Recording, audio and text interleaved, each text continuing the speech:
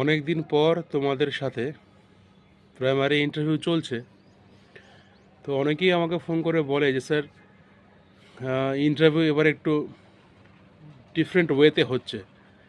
Different ওয়েতে বলার কারণ হচ্ছে, ইন্টারভিউ এবার তোমরা নিজে থেকেই পছন্দ মতন ডেমো দিতে পারছো না।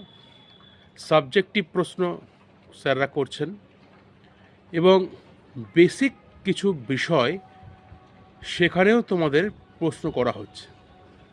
তো এটি একটি স্বাভাবিক বিষয়।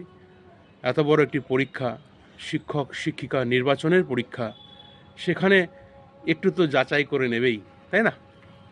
তো এখন যারা প্রস্তুতি নিচ্ছ তাদের উদ্দেশ্যে আমার কিছু কথা, গুটি কয়েক কথা। তোমরা বিভিন্ন বিষয়ের সাধারণ বিষয়গুলো জেনে যাও।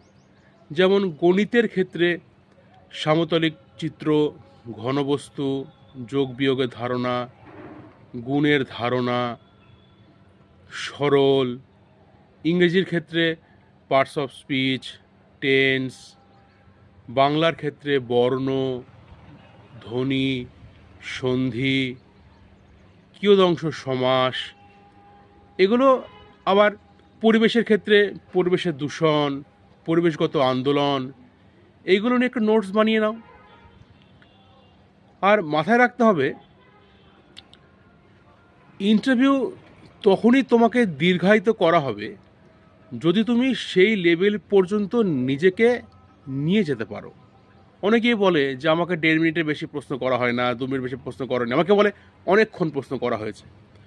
স্যার ম্যাডামরা, আমি যেটা মনে করি, তাদের বক্তব্যই বেশি শুনতে চাই যাদের বক্তব্য শোনার মতো আগ্রহ তাদের কাছে থাকে।